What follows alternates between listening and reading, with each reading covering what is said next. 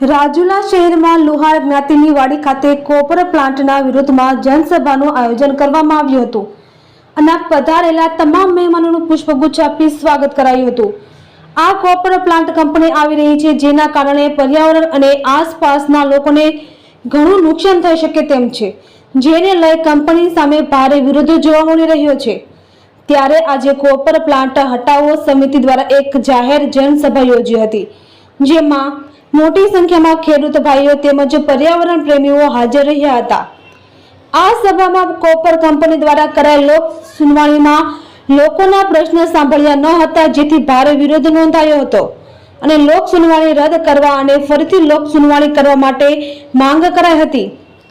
આ કંપની સામે આગળની રણનીતિને લઈ જનસભાનું આયોજન કરવામાં આવ્યું હતું, તેમજ કોપર કંપનીને કોઈ પણ સંજોગે અહીં આ વિસ્તારમાં મંજૂરી ન આપવા માટે માંગ કરવામાં આવી, તેમજ વિવિધ બાબતોએ ચર્ચાઓ કરી હતી। ઉલ્લેખનીય છે કે કોપર કંપની આવવાને કારણે લોકોના સ્વાસ્થ્ય તેમજ પર્યાવરણ પર ભારે નુકસાન થઈ શકે તેમ છે, જેને લઈ કંપની સામે ખેડૂતો અને પર્યાવરણ પ્રેમીઓ વિરોધ કરી રહ્યા છે અને સરકાર સામે પણ આકરા પ્રહાર કર્યા હતા। ખાસ કરીને અમરેલી લોકસભાના ઉમેદવાર જેનીબેન ઠુમર દ્વારા કોપર પ્લાન્ટના હટાવવાના વિરોધમાં સમર્થન આપવામાં આવ્યું હતું અને મહુવાના પૂર્વ ધારાસભ્ય ડોક્ટર કનુભાઈ કલસરિયા પણ આ સભામાં ખાસ ઉપસ્થિત રહ્યા હતા। આ સભા બાદ લુહાર જ્ઞાતિવાડી ખાતેથી મુખ્ય માર્ગ પર પસાર થઈને પ્રાંત કચેરી સુધી રેલી દરમિયાન કોપર હટાવો, જીવ બચાવો, જનતા જાગે, કોપર ભાગે, કોપર ભગાવો, રાજુલા બચાવો, કોપર ભગાવો, પર્યાવરણ બચાવો, હર ઘર જાગે, કોપર ભાગે, કોપર ભગાવો, ખેતી બચાવો સહિતના સૂત્રોના પોસ્ટર સાથે રેલી યોજાઈ હતી અને પ્રાંત અધિકારીને ખેડૂત આગેવાનો અગ્રણીઓએ વિરોધ સાથે આવેદનપત્ર આપ્યું હતું। આ તકે ડોક્ટર કનુભાઈ કલસરિયા, ચેતનભાઈ વ્યાસ, કોપર હટાવ સમિતિના જયદીપભાઈ ધાખડા, ખેડૂત આગેવાન ભરતસિંહ વાળા, મુદિતાબેન વિદ્રોહી, તંખુભાઈ સાંડસુર, મંગળસુભાઈ કુમાર તેમજ રાજુલા, જાફરાબાદ આસપાસ ખેડૂતો તથા પર્યાવરણ પ્રેમીઓ સહિત મોટી સંખ્યામાં લોકો જોડાયા હતા। રિપોર્ટર મનીષ મહેતા, રાજુલા।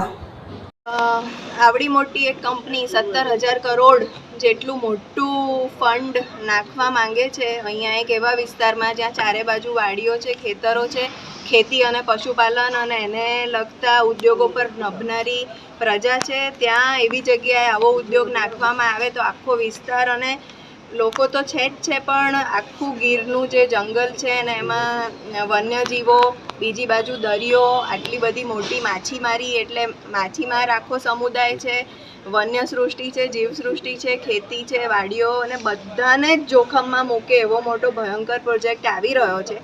એની પર્યાવરણીય લોક સુનાવણી, જેના દ્વારા પર્યાવરણીય મંજૂરી મળે, એની પ્રક્રિયાએ જ દેખાડી આપ્યું કે કંપની, સત્તા, પોલીસ બધા ભેગા મળીને કેટલો બધો અન્યાય કરી શકે અને લોકોનો અવાજ પહેલાં તો ઊભો ન થાય એવી બધી જ તાજવીજ કરે અને તેમ છતાં થોડા લોકો પણ જાગૃત થાય તો એનો અવાજ દાબી દેવા માટે આખું જ તંત્ર ભેગું મળી અને લોકોને બોલવા ના દે। બોલવા જઈએ તો લોક સુનાવણી, તો એનું નામ જ લોક સુનાવણી છે, એટલે લોકોને સાંભળવા માટે કરવામાં આવનારી, સરકાર દ્વારા કરવામાં આવનારી પ્રક્રિયા છે, જેના મંચ ઉપર કલેક્ટર પોતે અથવા કલેક્ટર દ્વારા નીમવામાં આવેલ કોઈ એ જ કક્ષાના બીજા અધિકારી બેઠા હોય, એ દિવસના ત્યાં અધ્યક્ષ હોય, એમની નજર સામે પોલીસ ત્યાં કોઈને મુદ્દો રજૂ કરતા ઉપાડીને લઈ જાય અને અમાનવીય રીતે ઉપાડીને લઈ જાય। આ પ્રકારની ઘટના મેં તો નથી જોઈ, ગુજરાતમાં ક્યાંય નથી જોઈ ને ભારતમાંય કદાચ લોક સુનાવણીમાં આ પ્રકારની ધરપકડો થતી હોય એવું નહીં અને પછી જે બોલી શકે, લોકોને થોડું ઘણું દોરવણી આપી શકે એવા લોકોને તમે ડિટેન કરીને પોલીસ સ્ટેશનમાં બેસાડી રાખો અને ગામના લોકો, જેને તમે એક 25 પાનાનો રિપોર્ટ પણ નથી વાંચવા દીધો એવી પરિસ્થિતિ ઊભી કરી છે, એવી જનતાને સામે રાખીને તમે આ પ્રકારની લોક સુનાવણી પોલીસના ભયંકર દબાણ હેઠળ કરો, એ કયા પ્રકારની પ્રક્રિયા કહેવાય? એ કયા પ્રકારની લોકશાહી કહેવાય? ને એને લોક સુનાવણી કહેવાય ખરી? એ દિવસે તો પોલીસ સુનાવણી હતી અને કંપની સુનાવણી હતી, લોક સુનાવણી હતી જ નહીં। તો આવી લોક સુનાવણી કરીને તમે કયા પ્રકારની પર્યાવરણીય મંજૂરી આપવાની પ્રક્રિયા કરી રહ્યા છો. આ પ્રકારની પ્રક્રિયા પણ રદ થવી જોઈએ અને જે કંપની શરૂઆતથી જ આ પ્રકારના રસ્તા લઈને આવવા માંગતી હોય આગળ જઈને પોતાનું કહેલું કયું પાળશે અને લોકોના હિતમાં શું કરી શકશે. એટલે આવા પ્રકારની કંપનીને હંમેશા માટે જાકારો આપવો જોઈએ. એક વખત આવી છે, બીજી વખત એક વખત પાછી ગઈ, બીજી વખત પાછી જાય અને ત્રીજી વખત વિચાર પણ ના કરે આ વિસ્તારમાં આવવાનો કે આવા બીજા કોઈ પણ વિસ્તારમાં જવાનો કે જ્યાં જઈને આટલું બધું વિનાશ નોતરવાની હોય.